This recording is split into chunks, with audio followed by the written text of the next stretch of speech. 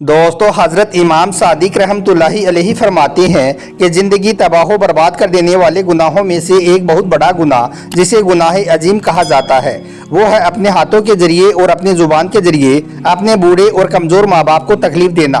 आज के इस वीडियो में हम आपको एक ऐसे ही जालिम बेटे का सच्चा वाक़या बताने वाले हैं जिसने अपनी बूढ़ी और नाबीना माँ को खूंखार कुत्तों के हवाले कर दिया, यानी कि अपनी बूढ़ी माँ को कुत्तों के सामने फेंक दिया।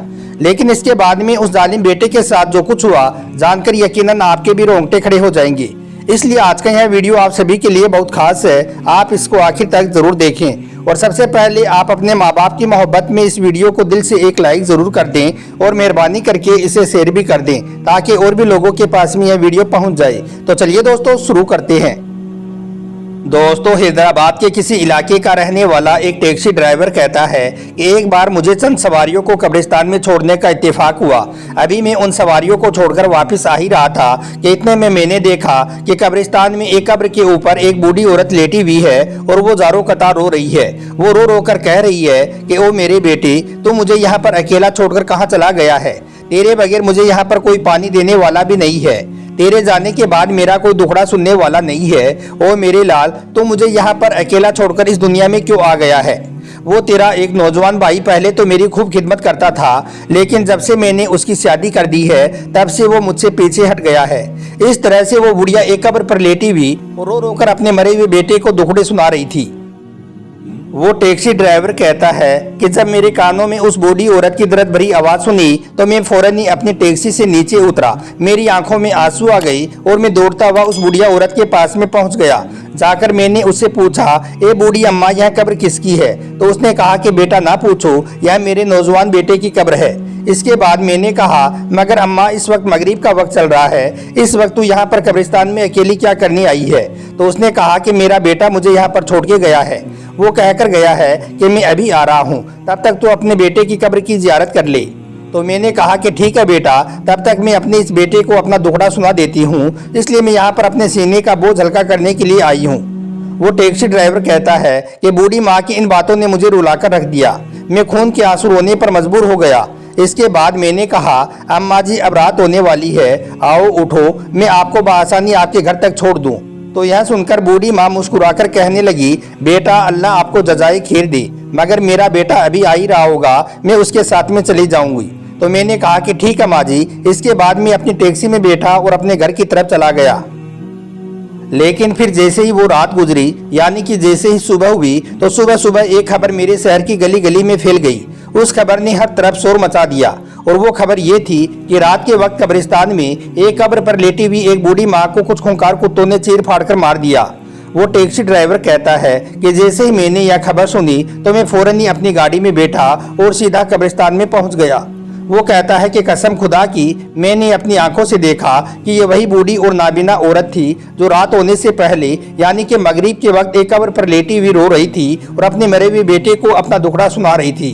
वो टैक्सी ड्राइवर कहता है कि वो बूढ़ी औरत मर गई थी। इसके बाद उसकी तदफीन भी हो गई, मगर अब यह मंजर हर वक्त मेरी आंखों के आगे घूमने लगा था।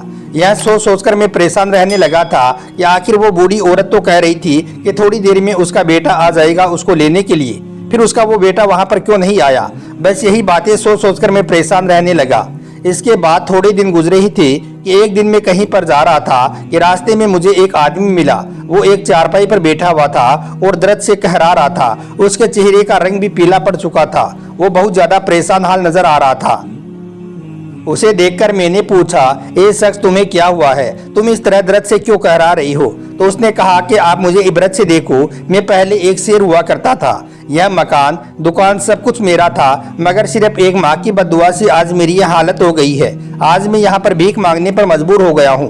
तो यह सुनकर मैंने कहा, ए शख्स, क्या हुआ है तुम्हें? तो फिर उसने बताया कि मेरे घर में एक बूढ़ी और नाबीना माँ थी। मैं अपनी माँ की बहुत खिदमत करता था, मगर फिर जब मेरी शादी हो गई तो मैं अपनी बीवी को दिलो जान से चाहने लगा था।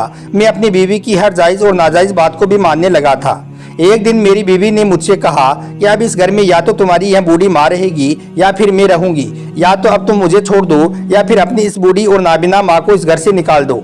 मैंने अपनी बीवी को बहुत समझाया कि मेरी यह बूढ़ी माँ इस हालत में कहाँ जाएगी, प्लीज़ ऐसा मत करो, मगर उसने मेरी एक बात भी नहीं मानी और अपनी जिद पर अड़ी रही। फिर मैंने एक तरतीब सोची कि क्यों ना मैं अपनी बूढ़ी माँ से कहता हूँ कि अम्मा उठो, मैं तुम्हारे बेटे की कब्र पर ले चलता हूँ, जाकर तुम अपने बेटे की कब्र की जियारत कराओ। तुम्हें काफ़ी दिन हो गए हैं तुम्हारे बेटे की कब्र की जियारत किए हुए। तो यह सुनकर मेरी बूढ़ी माँ बहुत खुश हो गई और वो मेरे साथ चलने के लिए तैयार हो गई। मैंने सोचा था कि शाम के वक्त मैं अपनी माँ को कब्रिस्तान में छोड़ दूंगा। यह कहकर कि माँ तुम यहाँ पर बैठकर अपने बेटे की कब्र की जियारत करो, मैं थोड़ी देर के बाद में तुम्हें लेने के लिए आ जाऊंगा। लेकिन फिर मैं कब्रिस्तान में वापस नहीं जाऊंगा और वहाँ पर रहने वाले खूंखार कुत्ते मेरी माँ को मार देंगे, क्योंकि मेरी माँ नाबिना थी और वो कहीं पर जा भी नहीं सकती थी, इसलिए वो वहीं पर रो धोकर सो जाएगी और रात को खूंखार जानवर उसको काट खाएंगे।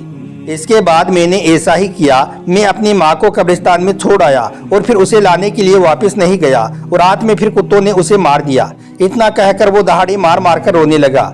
यह सुनकर मेरी भी आंखों में आंसू आ गई। मैं भी जारों कतार रोने लगा। मैं समझ गया था कि यही वो जालिम बेटा है जिसने अपनी बूढ़ी माँ को रात के वक्त कब्रिस्तान में अकेला छोड़कर आया था। फिर मैंने उससे पूछा, ए शख्स, अब तुम्हारी यह हालत इस तरह से कैसे हो गई है? तो उसने बताया कि जिस रात में अपनी बूढ़ी माँ को कब्रिस्तान में अकेला छोड़कर आया था, उसी रात मेरे एक पैर में शदीद दर्द होने लगा था। मैंने समझा था कि यह कोई मामूली दर्द है, सुबह तक ठीक हो जाएगा, लेकिन जब तक सुबह हुई तब तक तो मुझे बहुत तेज दर्द होने लगा था। इसके बाद बड़ी मुश्किल से मैं एक डॉक्टर के पास पहुंचा। डॉक्टर ने पैर देखने के बाद मुझसे कहा कि मुझे तो कुछ भी समझ नहीं आ रहा है कि तुम्हारे इस पैर को क्या हुआ है। इसके बाद मैं शहर के दूसरे बड़ी अस्पतालों में गया। वहां पर भी डॉक्टरों ने मेरे पैर की बहुत तरह की जांच की, मगर उन्हें भी कुछ समझ नहीं आया कि इस पैर को हुआ क्या है।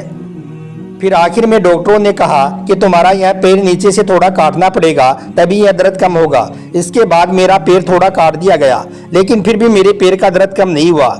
इसके बाद में फिर थोड़ा और काट दिया गया और ऐसे करते करते मेरा पूरा पैर काट दिया गया। फिर थोड़े दिनों के बाद में मेरे इस पैर में पीप भर गई। यह देखकर मेरी बीवी को मुझसे घिन आने लगी, इसलिए फिर वो भी मुझे छोड़कर चली गई। मेरे बच्चे भी मुझसे बदल गए। मेरा यह घर, मेरी दुकान, सब कुछ उन्होंने अपने कब्जे में ले लिया।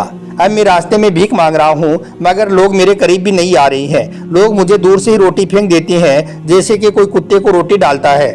लोग मुझे देखकर कहते हैं कि ये वही बदनसीब और जालिम शख्स है जिसने अपनी बूढ़ी और नाबिना माँ को कुत्तों के हवाले किया था। ये शख्स, आज मैं एक इबरत का निशान बनकर रह गया हूँ। मेरे इस पैर से हर वक्त पीप बहती रहती है, जिससे इस पर मक्खियाँ भिनभिनाती रहती है, जिसकी वजह से मैं दर्द से कहराता रहता हूँ। इतना कहकर उसने एक जोरदार चीख मारी और वो वहीं पर जमीन पर गिर पड़ा। फिर उठा और कहने लगा, ए शख्स, यह तो सिर्फ इस दुनिया की जिल्लत है, पता नहीं मेरे साथ आखिरत में क्या होगा। इतना कहकर वो जमीन पर फिर से गिर पड़ा और फिर उसने अपनी आंखें नहीं खोली। बस यही कहता रहा कि आप मेरे नाराज रब को मुझसे राजी करा दीजिए, क्योंकि जिससे उसकी माँ नाराज होती है उससे उसका रब भी नाराज होता है। आज मैं अपनी माँ की बद्दुआ की वजह से उजड़ कर रह गया हूँ। इतना कहकर फिर वो वहीं पर मर गया। तो दोस्तों, याद रखो कि यह वो गुनाह है जिसको करने वाले से अल्लाह पाक सख्त नफरत करता है। यह गुनाह बंदे को अल्लाह के गजब के करीब कर देता है। इसलिए चाहे कुछ भी हो जाए, कितने भी मुश्किल हालात क्यों ना आ जाए, मगर अपने माँ बाप को जिंदगी में कभी भी कोई तकलीफ मत देना।